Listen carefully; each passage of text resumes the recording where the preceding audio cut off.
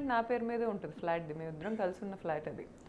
నా ఫుట్వేర్ చూసుకోవటానికి వెళ్ళా, సీసీటీవీ చెక్ చేసుకుందామని వెళ్తే ఈ అమ్మాయివి 1 కాదు 2 కాదు 10 రోజులు 20 రోజులు వస్తూనే ఉంది, డైలీ వస్తూనే ఉంది. అది కూడా timings night 1 to 4, okay, either 12:30 అలా స్టార్ట్ అవుతుంది రావటం. ఒక 4 hours 3 hours ఉంటుంది సార్, ఎక్కువ ఉండదు. మళ్ళీ వెళ్ళిపోతుంది. ఇతను ఏ అసిస్టెంట్లతో అయితే ఇతని అసిస్టెంట్లతో నన్ను తిట్టిస్తాడో భార్యని, అదే అసిస్టెంట్లని ఈ అమ్మాయికి బాడీ గార్డ్స్గా పెట్టి పంపిస్తూ ఉంటాడు. ఫర్ ఎగ్జాంపుల్ ఆఫీస్ అని చెప్పుకున్నాడు అనుకుందాం సార్, అమ్మాయి అమాయకురాలు అనుకుందాం. అమ్మాయికి పాపం ఏం తెలీదు, నోట్లో అరటిపండు పెట్టినా కొరకటానికి ఫోన్ చేసి అడిగిద్ది ఎవరు నేను ఎట్లా కొరకాలని. అలాంటి వ్యక్తి ఆఫీస్ అయితే ఆ టైంలో వెళ్తుందా? రోజు టైమ్స్ చూడండి ఆ వీడియోస్ మీద. నైట్ 1 o'clock నుంచి 4 o'clock ఆర్ మార్నింగ్ 6 o'clock వరకే అమ్మాయి ఉంటుంది. Okay, night mid night mornings రాదు. ఒకవేళ మార్నింగ్ ఆ అమ్మాయిని పంపించాలి అంటే, ఒకవేళ వీళ్ళిద్దరు పడుకొని లేట్ నైట్, ఒకవేళ అమ్మాయి 7-8 ఆ టైంకి లెగిస్తే ఒక అసిస్టెంట్ని ఇచ్చి పంపిస్తాడు. ఆ అమ్మాయి ఎవరికి సెలబ్రిటీ కదా, కనిపించకుండా ఇలా మొహాలు ముక్కులు ఇలా అనుకుంటా వెళ్తూ ఉంటుంది. ఈ అమ్మాయి ఓపెన్గా నా పేరు మీద ఉన్న ఫ్లాట్, అగ్రిమెంట్ ఉన్న ఫ్లాట్కి ట్రెస్ పాస్ చేసింది అనాలి నేను. నా రైట్ లేకుండా అర్ధరాత్రులు వచ్చి నా హస్బెండ్తో ఉంటానికి తను ఎవరు? ఓకే, ఇంకేమైనా ఉన్నాయా? గౌతమి చౌదరి గారు మాట్లాడింది పీసీఆర్. ఓకే, ఒకసారి ప్లే చేయండి మహేష్ గారు, అది కూడా వినండి ఒకసారి. ఒక నిమిషం ఆగండి, లేకపోతే దీని గురించి ఏమైనా చెప్తారా సార్? ఆ అమ్మాయి అది కాదని చెప్పా, వేరే అమ్మాయిని చెప్పా. కానీ అమ్మాయి అప్పుడప్పుడే కానీ పద్దాక రోజు ఎందుకు వస్తారు సార్? రోజు ఎందుకు వస్తారు? రాలా. అండ్ తను వేరే వాళ్ళు కూడా ఉండేవాళ్ళు, వాళ్ళ ఫ్రెండ్స్ కూడా చిట్టపట్ట ఆడుకోవటం, బాధపడకనుకోవటం, అది ఇది అనుకోవటం. మా చెఫ్ కూడా అప్పుడప్పుడు ఉండేది, మా ఇంట్లో చెఫ్. ఆమె చూసేది ఆమెను. మరి ఇప్పుడు నేను చెఫ్ అన్నాగా ఆమె డబ్బులు ఇచ్చి చెప్పిస్తే నాకు తెలియదులే, కానీ ఆమె అయితే నాకు తెలిసి అబద్ధాలు చెప్పదు. ఆ చెఫ్ కూడా ఉండేది, వాళ్ళు చెప్తారు. ఇంట్లో వర్కర్లు ఉన్నారు, వాళ్ళు చెప్తారు, ఇబ్బంది ఏం లేదు. ఇక మీరు మాట్లాడే 90 అబద్ధాలకి సమాధానం చెప్పాలంటే ఇవాళ సరిపోదు. కాదు, ఊరికే 2-3 కట్ చేశారు మన వాళ్ళు. ఒక నిమిషం. రెండోది ఆఫ్టర్ పార్టీస్ అంటారు వాటిని. పార్టీ అయిపోయాక ఆఫ్టర్ పార్టీ తెచ్చుకుంటున్నాడు అమ్మాయిని ఇంటికి. ఓకే, ఇప్పుడు ఆ అమ్మాయి అంత ఓపెన్గా, సేమ్ కమ్యూనిటీ మనిషిని నేను, అమ్మాయిది కోనాపాలెం అంటున్నారు, మరి నిజమో కాదో, మా ఊరు దగ్గర ఒక ఊరు. ఎంత కాదనుకున్నా నేను ఒక ఇన్ఫ్లుయెన్సర్ని, నాకు ఎప్పటి నుంచో హైదరాబాద్లో సర్టెన్ కాంటాక్ట్స్ ఉన్నాయి. నా ఇంటికే అమ్మాయి అలా వచ్చిందంటే ఎంతమంది ఇళ్ళకి వెళ్తుంది అనుకోవాలి నేను ఈరోజు? రిలేషన్ ఉంది, అబ్బాయిలు అమ్మాయిలు అందరూ తేడానే అనమాట. అయితే అంతేనా? పార్టీ నేను నాకు పబ్ కల్చర్ లేదు. ఫస్ట్ ఆఫ్ ఆల్ గౌతమికి ఉంది.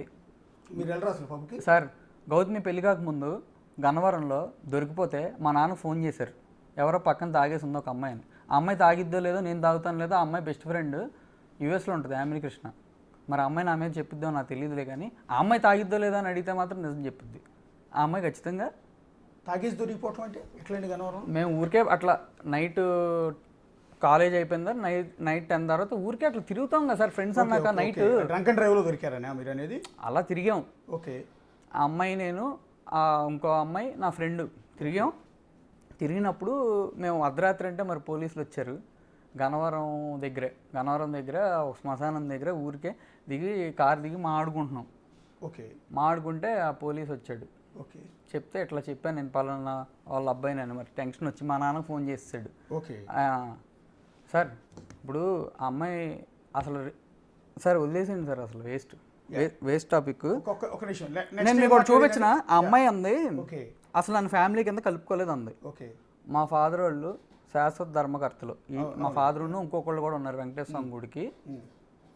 ఏమని ఉంది ఇక్కడ? కాకాని బాబు అరుణ దంపతులు, కాకాని భాగ్యలక్ష్మి, బాబు అరుణ దంపతులు. ఓకే, కాకాని భాగ్యలక్ష్మి, కాకాని ధర్మ మహేష్ గౌతమి దంపతులు. ఓకే, దేవాలయం మీద వేయించారు పేర్లు. యా, ఓకే, దాసేసామా? ఇప్పటికీ ఉందా? ఈ రోజు ఎల్లండి ఉంటుంది. ఓ, ఏ టెంపుల్ అండి అది? Venkateswara Swamy temple, Nuzvid road, Hanuman junction. ఒక్కసారి మళ్ళీ చూపించరా కెమెరా ముందు? ఒకసారి చూపించండి. యా, ఒకసారి క్లోజ్ చూపించండి camera. Yeah, okay. Kakani Babu Aruna అంటే నాన్నగారి పేరు బాబు, అరుణ అమ్మగారి పేరు దంపతులు, అండ్ కాకాని ధర్మ మహేష్, గౌతమి దంపతులు.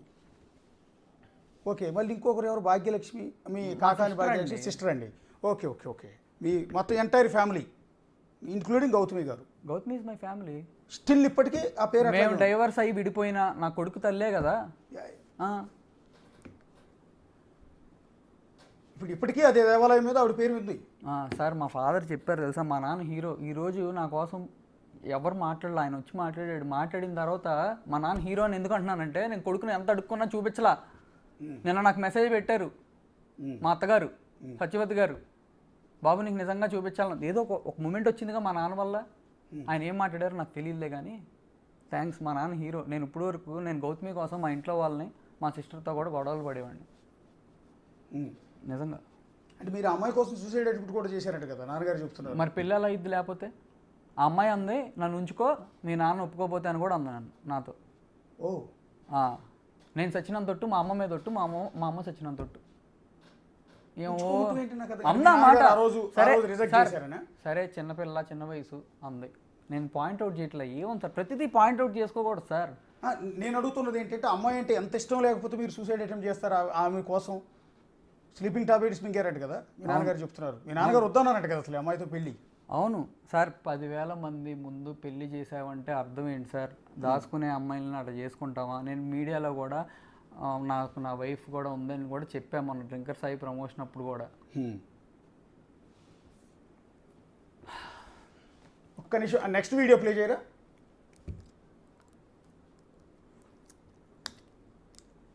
నువ్వు బిడ్డను చూడటానికి వచ్చే టైం మాత్రం నీట్గా ఉండు. రోజు వస్తావా అంటే వస్తా అన్నాడు. సరే నువ్వు నీ ఫ్లాట్లోనే ఉండు, మా విల్లా దగ్గరికి రా, వచ్చి రోజు బిడ్డతో కొంతసేపు ఉండు అని చెప్పా.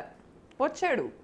ఒక 3 నెలలో 2 నెలలో రోజు వచ్చాడు. ఆల్మోస్ట్ వచ్చేవాడు. ఆ టైంలో నేను కూడా నవ్వేదాన్ని, పలకరించేదాన్ని, ఎలా ఉన్నావు, ఆల్ గుడ్ అని అడిగారు. ఒక నిమిషం ఆపండి. బాగున్నా ఉందా? బిడ్డ కోసం వచ్చామన్నా. ఫిబ్రవరి 15 వెళ్ళా తీసుకున్నాం. ఫిబ్రవరిలోనే మూర్తి కూడా వచ్చాడు. ఓకే, ప్లే చేయండి ఒకసారి, ప్లే చేయండి. తర్వాత బిడ్డతో బాగానే ఆడుకునేవాడు. ఒక 15-20 minutes or half an hour time spend చేసేవాడు, వెళ్ళిపోయేవాడు. తర్వాత ఒకరోజు ఏమైంది, ఈ బిజినెస్ మళ్ళీ గ్రో అవుతుంది, మళ్ళీ ఈ అమ్మాయి నేను లేకుండా ఇండిపెండెంట్ అవుతుంది అనే పాయింట్ వచ్చిందో, లేకపోతే వెనక ఆయనకు ఉంటారు ఎక్కించేవాళ్ళు, ఎక్కిచ్చారు నాకు తెలియదు. కానీ వచ్చాడు, నేను చంపుతా అన్నాడు. మళ్ళీ తర్వాత ఫిజికల్గా అబ్యూస్ చేయడానికి ట్రై చేశాడు. ఇంకా పాయింట్లో ఒక నిమిషం, చంపడానికి వచ్చా, ఫిజికల్గా అబ్యూజ్ అంట. ఓకే, నేను చేయలే. ప్లే చేయండి. ఓకే, నేను షీ టీమ్కి అప్రోచ్ అయ్యా. నేను జనవరిలో మూవ్ అయిన తర్వాత నుంచి మహేష్ మీద నేను పోలీస్ స్టేషన్కి వెళ్ళటానికి 7 నెలలో 8 నెలలో పట్టింది. ఆ టైంలో నేను వెళ్ళలేక కాదు. షీ టీమ్కి వెళ్ళింది. షీ టీం వాళ్ళు నన్ను పిలిచారు. అన్ని అబద్ధాలు చెప్పింది అమ్మాయి యథావిధిగా, ఉన్నది ఉన్నట్టు. ఈరోజు నేను ఎలా అయితే అన్నీ ఒప్పుకున్నానో, అది నేను చేసిన మిస్టేక్ అయినా ఉన్నా లేదు, జరిగినట్టు చెప్పింది నేను. ఆమె గౌతమి గారు అంది. ఓకే, నన్ను ఏ మహేష్ అంది. భరిచ్చా లేడీ. కానీ తర్వాత మళ్ళీ నన్ను ఏంటంటే అలా అంటున్నారంటే నాకు గౌరవించి మాట్లాడింది. ఓకే, నేను జిస్మత్తో ఏం సంబంధం లేదని రాయాలంట. జిస్మత్తో మీకేం సంబంధం లేదని. ఓకే సార్, నాకు నిజంగా జిస్మత్ బ్రాండ్ మీద, డబ్బు మీద నాకు అంతా ఉంటే నా కొడుకు ఇవ్వటానికి నేను ఎందుకు ఒప్పుకుంటా? మీ ముందు ఒప్పుకున్నా, వాయిస్ రికార్డింగ్లో పోలీసుల ముందు ఒప్పుకున్నా, పెద్ద మనిషికి చెప్పా, ఏం చేయాలి ఇంకా? ఇంకో బయట ప్లే చేయండి. లాస్ట్ది అబ్యూజ్ అంటుంది. కాదు, ఫిజికల్ అబ్యూజ్ చేశారు అని అంటున్నారు ఆవిడ. లేకపోతే షీ టీమ్కి ఎట్లా? నేను ఆ రోజు వీడియో ఉంది, నా ఫోన్ ట్రాక్ చేస్తారని ఆఫ్లో పెట్టుకుని ఉంచా. దానికి మా వర్కర్లందరికీ భయపడిపోయాడు, పరారు అయిపోయాడు అని కూడా ప్రచారం చేసింది. ఆ పాలిటిక్స్ మామూలుగా ఉండవులే. ఓకే, ఆ ఫోన్లో ఉంది వీడియో. నేను వెళ్ళేప్పుడు ఇస్తా, తర్వాత ప్లే చేస్తే చేయండి. నేను వెళ్ళినప్పటి నుంచి తీసా, నాకు తెలుసు. అప్పటికి డౌట్ వచ్చింది. వెళ్ళినప్పటి నుంచి ఏమండి ఇది మా ఇల్లు, నేను రేపు నన్ను ఇలా అంటారు. సీసీ కెమెరా ఫుటేజ్ కూడా ఆవిడకి ఆ సీటీ మాకు చెప్పా. నేను డోర్ అన్నా హార్ష్గా కొట్టిస్తే వాళ్ళ నాన్నగారు కూడా చెప్పారు ఏం చేయలేదండి అన్న. వాళ్ళు భలే సాక్ష్యాలు ఇస్తున్నారు మీరు, థ్యాంక్స్. డోర్ కూడా కొట్ల హార్ష్గా, నేను వెళ్ళి అన్ని చేసేస్తాను. ఓకే, డోర్లు వేసుకుని లోపల కూర్చుని ఓకే మెసేజ్ పెట్టా మా అత్తగారికి. అప్పుడు కూడా ఏమండి ఆ అబ్బాయి చెప్పాడు ఇలా జరుగుతుంది కదా, నాకు ఒకసారి నా కొడుకుని చూపిస్తే వెళ్ళిపోతాను అని చెప్పా, 10ంటికి వచ్చాను అన్నారు. అది ఓకే, ఒక్కసారి ప్లే చేయండి కంటిన్యూగా. నాకు యాక్సెస్ లేక కాదు, కేవలం అతను మారుతాడు, ఒకవేళ డివోర్స్ ఇచ్చినా నీట్గా ఇస్తాడు. జనవరిలో బాగానే తెగదెంపులు చేసుకున్నాం సార్ మేము కూర్చొని, అతనికి చెందేది అతనికి, నాకు చెందేది నాకు, యాలిమోని ఇవేం కాదు. వాస్తవంగా మేము పెట్టుకున్న వాటికి ఎవరికి ఎంత చెల్లుద్ది, మేము ఇద్దరం కలిసి స్టార్ట్ చేసుకున్న లైఫ్ కదా, మేము ఇద్దరం బిజినెస్లో కూడా రిలేటెడ్, ఎంత చెల్లిద్ది అనేది నీతిమంతుడిలాగా నీట్గా మాట్లాడాడు, డిసైడ్ చేశాడు, వెళ్ళిపోయాడు.